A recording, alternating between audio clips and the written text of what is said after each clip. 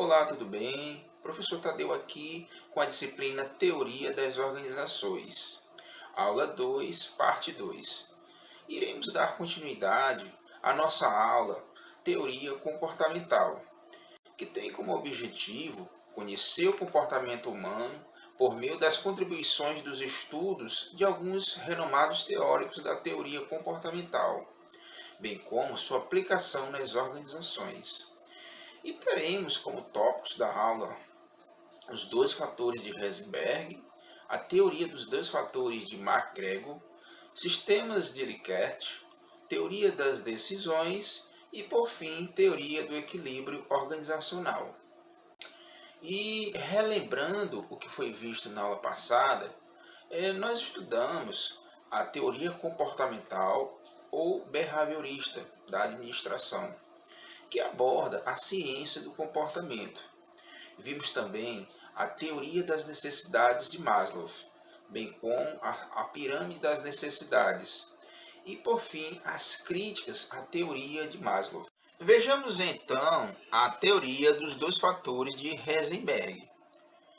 Friedrich Heisenberg, ele foi quem formulou essa teoria para explicar o comportamento das pessoas no ambiente de trabalho. E assim, para ele existiam dois fatores que orientavam tal comportamento das pessoas no seu ambiente de trabalho. Vamos ver que fatores são esses e algumas de suas características.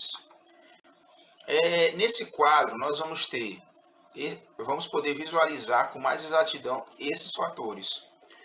Fatores higiênicos ou extrínsecos, que estão relacionados com o conteúdo do cargo e tem a ver como o empregado se sente em relação à empresa.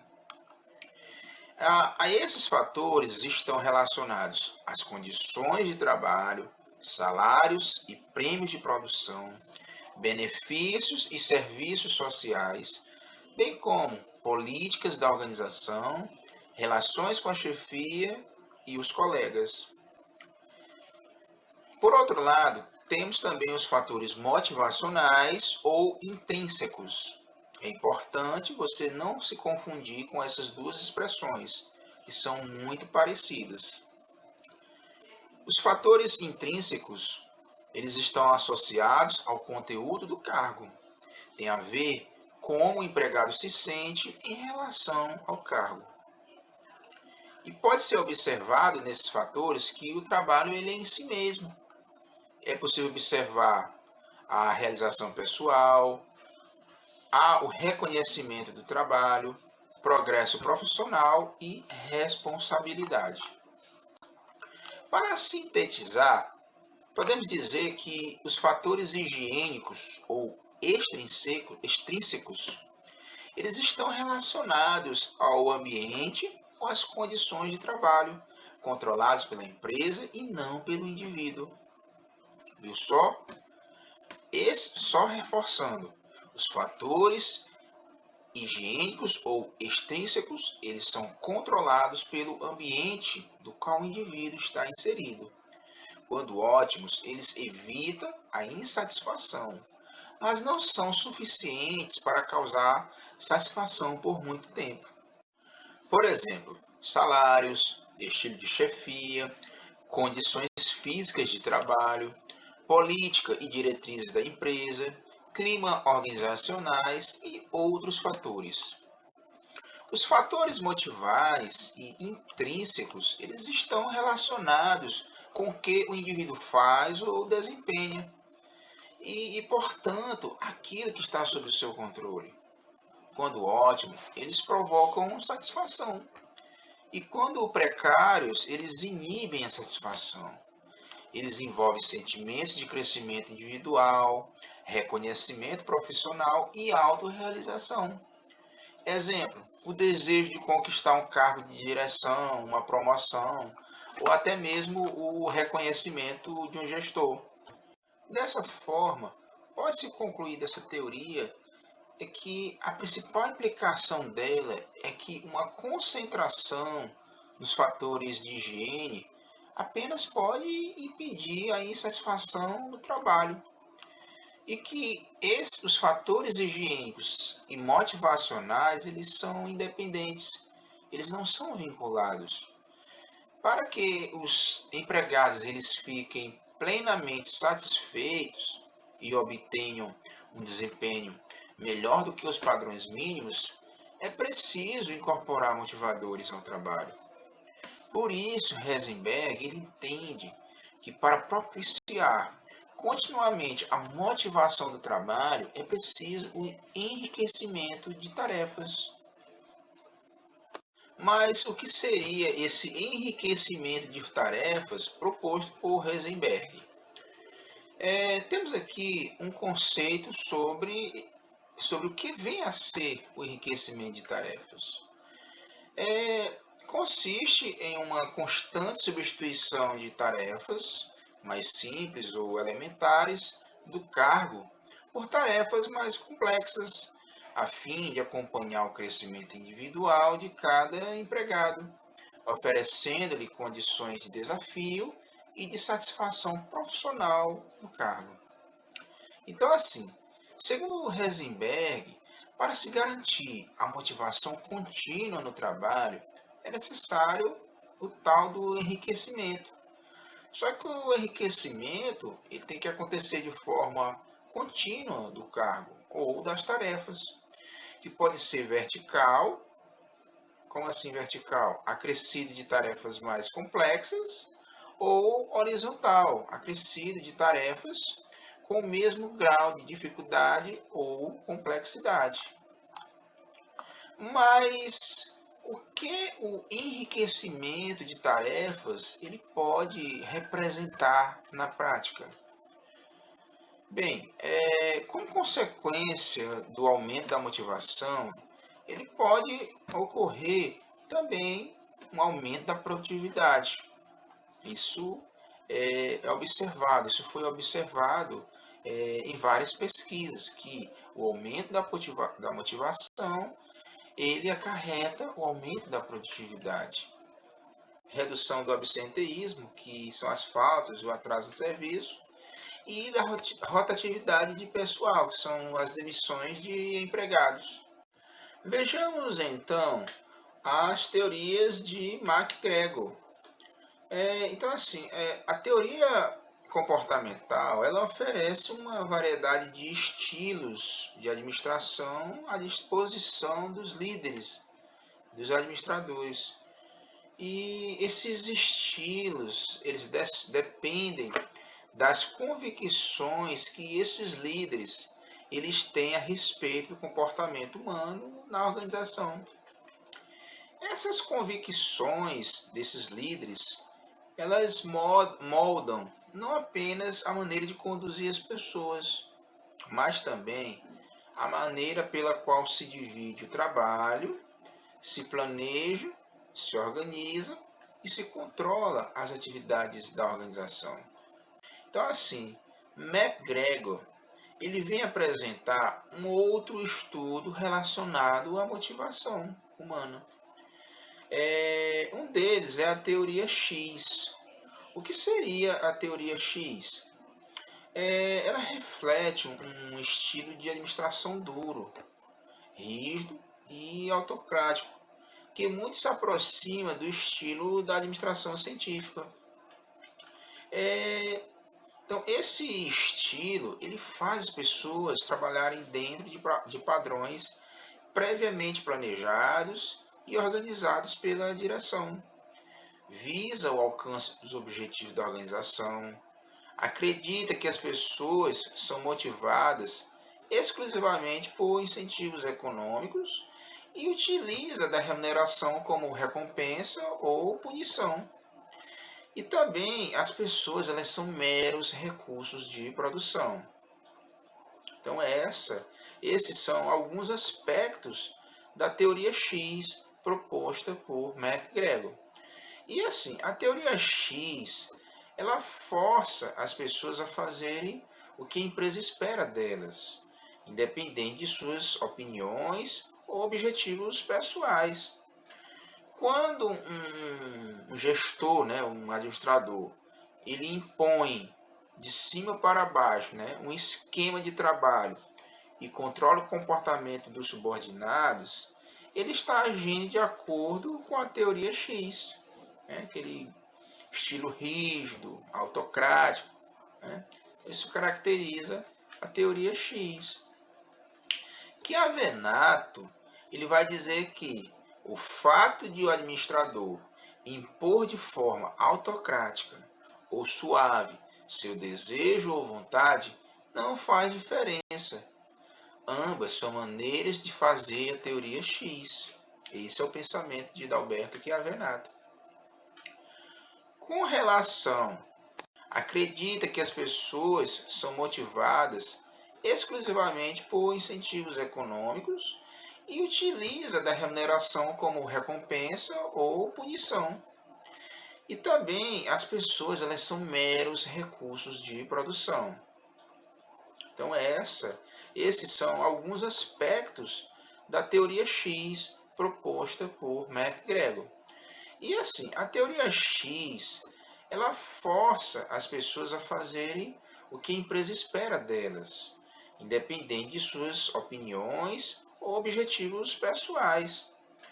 Quando um gestor, né, um administrador, ele impõe de cima para baixo, né, um esquema de trabalho e controla o comportamento dos subordinados, ele está agindo de acordo com a teoria X, né, aquele estilo rígido, autocrático, né? Isso caracteriza a teoria X. Chiavenato, ele vai dizer que o fato de o administrador impor de forma autocrática ou suave seu desejo ou vontade não faz diferença. Ambas são maneiras de fazer a teoria X. Esse é o pensamento de Dalberto Chiavenato. Já a teoria Y, ela é um estilo assim, digamos, mais light. Ela propõe um estilo de administração mais participativo e baseado em valores humanos e sociais. E segundo essa teoria, administrar é um processo de criar oportunidades, liderar potenciais, remover obstáculos e encorajar o crescimento individual. Vejamos os sistemas de Likert. A teoria de Hayes-Likert, ela considera a administração um processo no qual não existem normas e princípios universais válidos para todas as situações. Ou seja, não existe uma receita de bolo pronta para as mais diversas situações possíveis.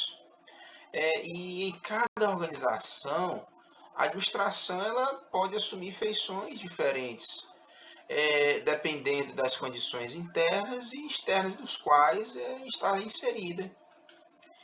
E diante disso, segundo esse teórico, haverão 4 variáveis dos modelos de administração, que são eles: processo decisorial, sistema de comunicação, relação interpessoal e sistema de recompensas e punições.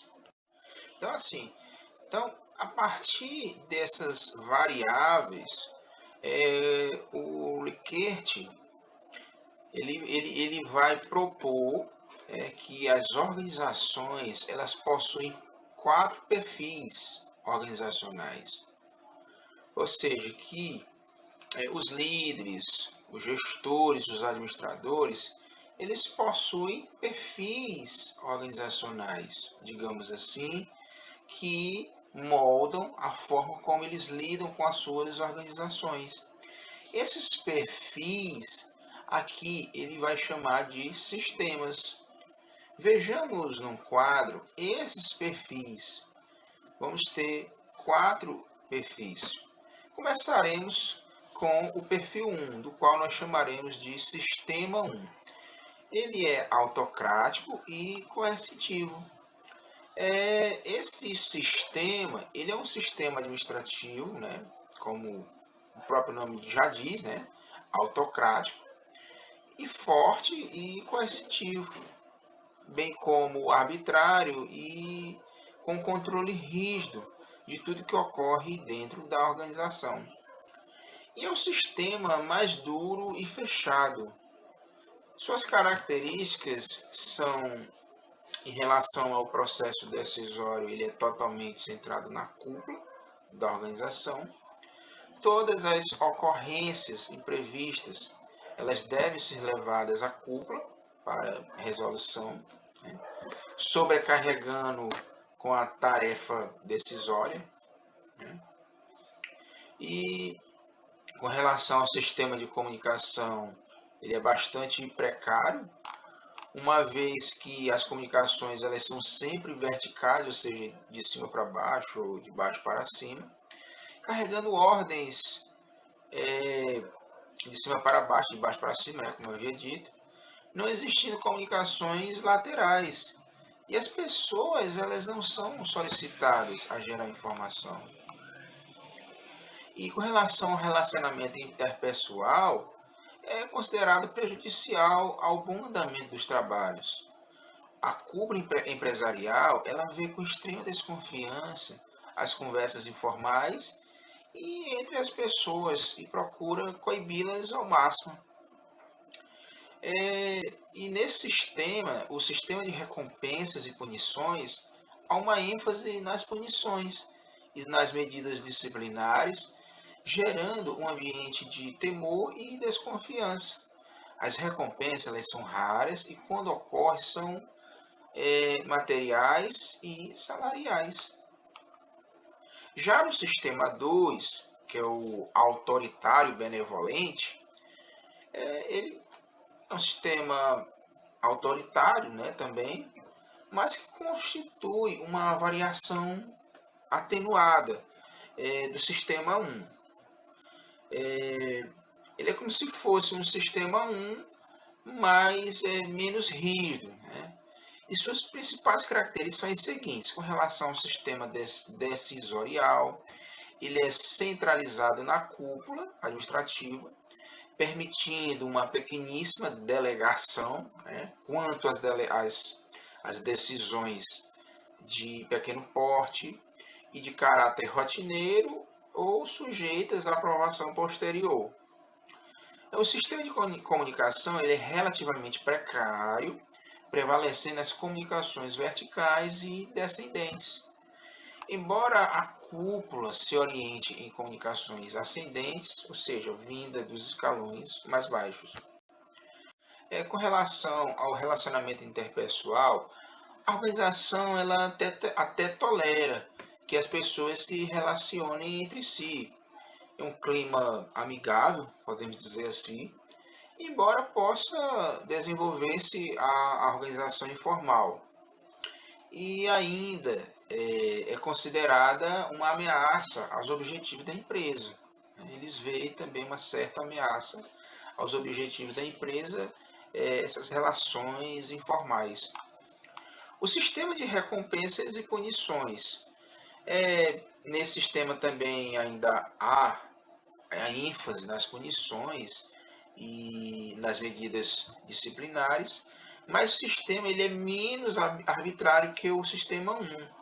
E ele oferece algumas recompensas simbólicas ou até sociais.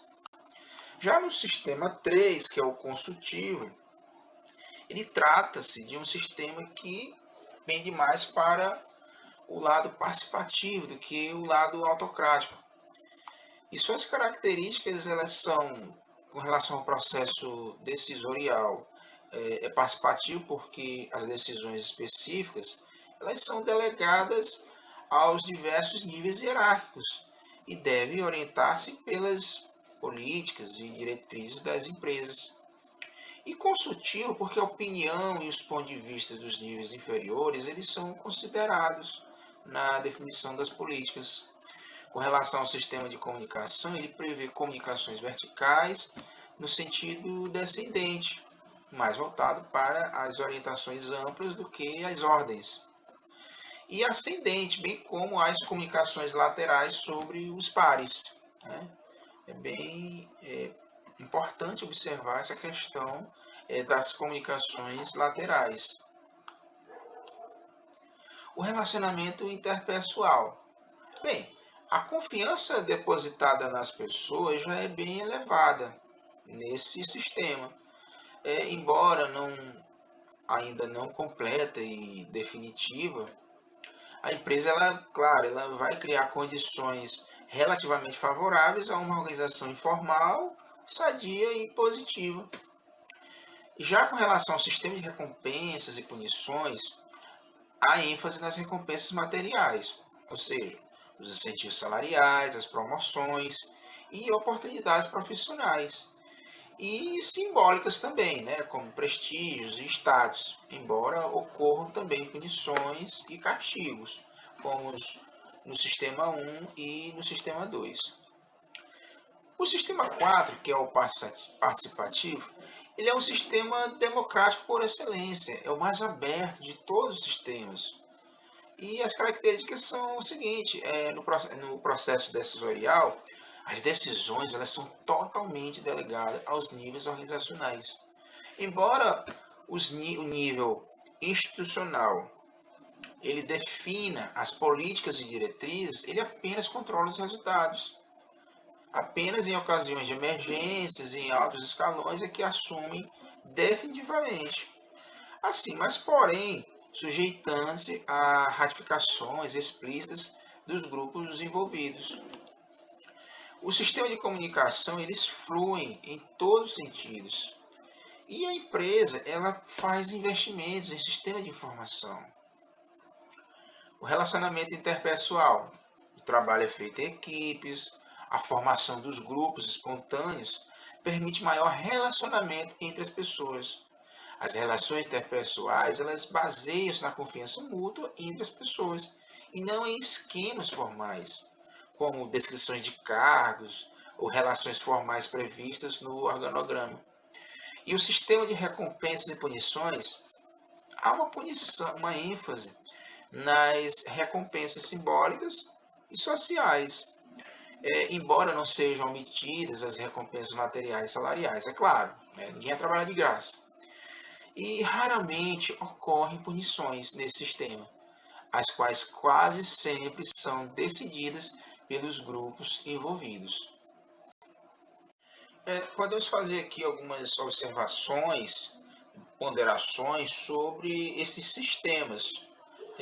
Com relação ao sistema 1, ele parece com a teoria X de McGregor.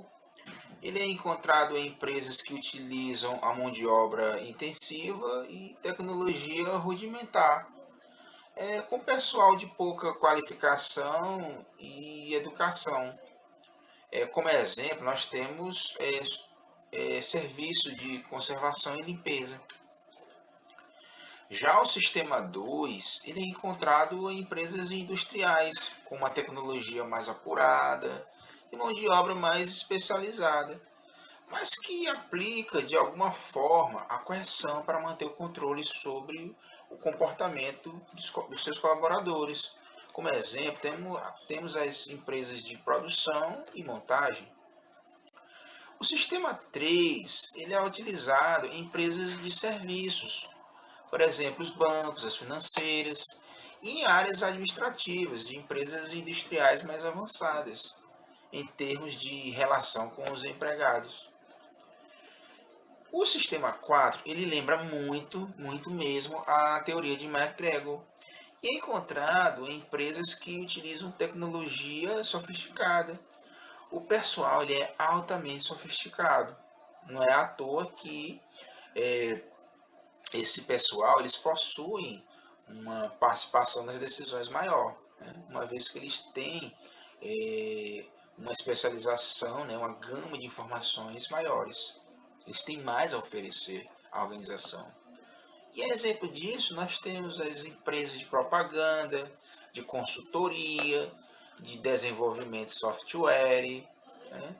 Então, assim, você pode assim voltar e rever novamente essas características desses sistemas, para você poder associar essas empresas a esses sistemas propostos por Likert.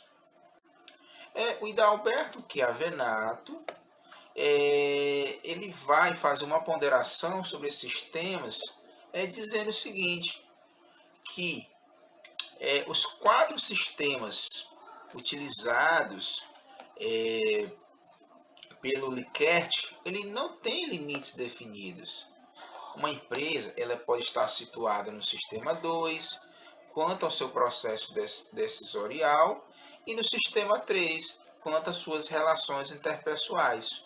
O que ele quer dizer é que esses sistemas eles não são únicos, ou seja, uma determinada organização ela não vai utilizar apenas um ou dois, mas os quatro sistemas eles podem estar entrelaçados na organização. Passamos então a conhecer a teoria das decisões ou processo decisório. As pessoas elas são processadoras de informações, disso já somos sabedores. São criadoras de opiniões e tomadoras de decisões. E partindo desta ideia, desta temática, a teoria comportamental ela nos concede, ela concede à organização como um sistema de decisões no qual cada pessoa ela participa consciente e racionalmente, escolhendo e decidindo, e que segue um curso de ação ou estratégia que é influenciada por suas preferências pessoais, personalidade, motivação e atitudes.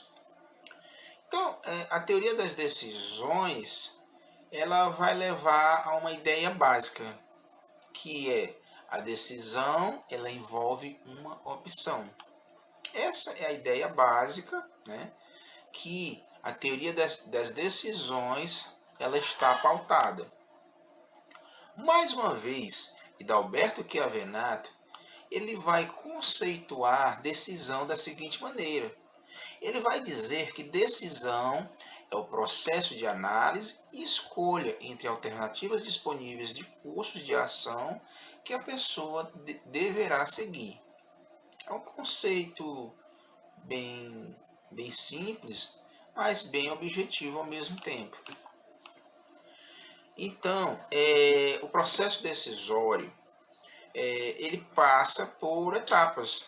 O processo de decisão ele vai passar por etapa e as questões que estão envolvidas sobre cada uma delas, elas vão ser desenroladas a partir das etapas que veremos agora por meio de um quadro.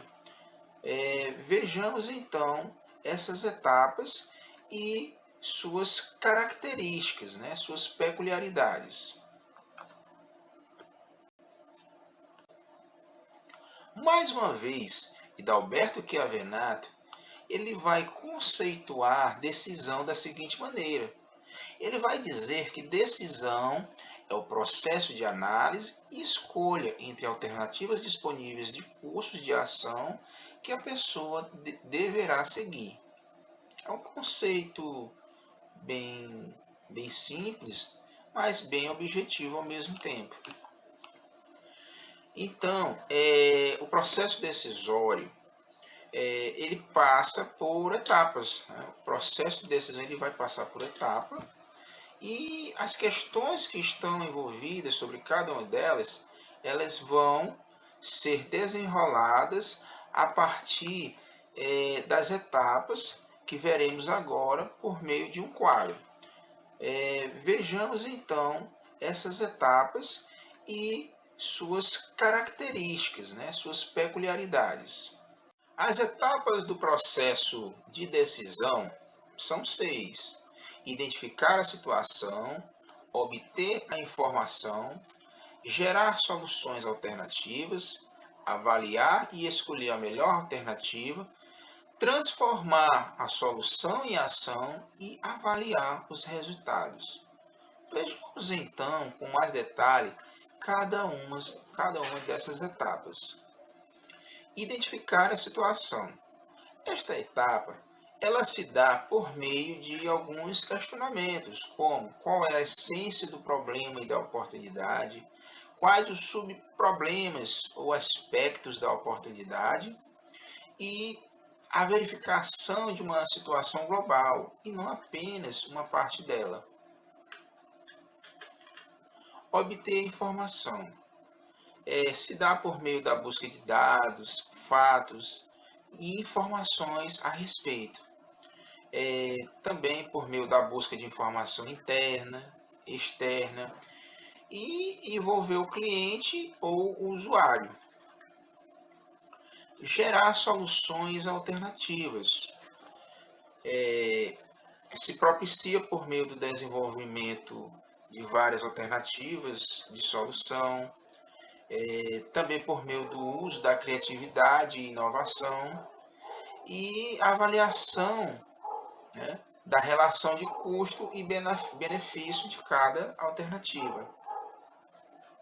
Avaliar e escolher a melhor alternativa, ela se dá por meio da avaliação das alternativas geradas, como custo, tempo e eficácia. A utilização de escalas de pontos também para avaliar as alternativas e a escolha de alternativa mais adequada para a situação. Com relação a transformar a solução em ação, é possível implementar a solução escolhida, pensar de forma global e não apenas no detalhe. Seja prático, é possível ser prático para colocar uma solução em ação. E já os resultados, já a avaliação dos resultados, se dá por meio do monitoramento e o andamento das coisas, verificando se o problema foi realmente resolvido e a avaliação do resultado, bem como as suas consequências. Então, essas são as etapas do processo de decisão, que por meio da teoria das decisões é seguido. Vejamos agora a teoria do equilíbrio organizacional. O equilíbrio organizacional, ele reflete o êxito da organização em incentivar seus participantes e motivá-los a continuar fazendo parte da organização. E, claro, para garantir a sua sobrevivência. Vejamos agora, por meio de um diagrama, essa relação que há entre a organização e as pessoas. A organização, por sua vez, ela oferece satisfação às pessoas por meio de incentivos e recompensas. As pessoas, por suas vezes, elas respondem a isso desenvolvendo atividades e trabalho por meio da realização de tarefas. Há também alguns postulados básicos da teoria do equilíbrio organizacional. Vejamos esses postulados. A organização ela é um sistema de comportamentos sociais interrelacionados de várias pessoas que são os participantes da organização. Cada participante e cada grupo recebe incentivos, recompensas, em troca dos quais faz contribuições à organização. Os participantes somente manterá sua participação na organização enquanto os incentivos oferecidos forem iguais ou maiores do que as contribuições exigidas. A organização ela terá sucesso e continuará existindo enquanto as contribuições forem suficientes para propiciar incentivos em quantidades bastantes para induzir os participantes a continuar prestando essas contribuições. Na teoria do equilíbrio organizacional, vamos ter os tipos de participantes. Os tipos de participantes, eles são todos os envolvidos no processo de desenvolvimento organizacional.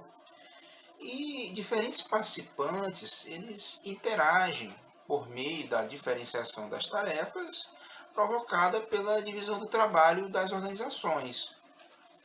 E diante disso, há 4 classes de participantes, conforme veremos agora. Neste quadro, iremos observar as classes de participantes, que são o empregado, o investidor, o fornecedor e os clientes.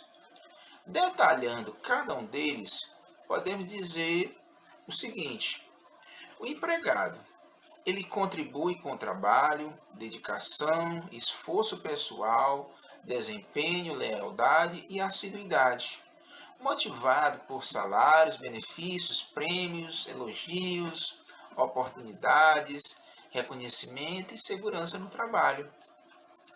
Já o investidor, ele contribui com dinheiro em forma de ações, empréstimo, financiamentos, e motivados por rentabilidade, dinheiro, lucratividade, liquidez, dividendos e retorno de investimento. O fornecedor, ele já contribui com materiais, matérias-primas, tecnologias e serviços especializados, motivado por preços, condições de pagamentos, faturamento e garantias de novos negócios. O cliente, por sua vez, ele contribui com o dinheiro, claro, pela aquisição dos produtos ou serviços e seu consumo e utilização também. E ele é motivado por preço, qualidade, condições de pagamento e satisfação das suas necessidades. Então, você percebeu como é fácil identificar na organização cada um desses perfis?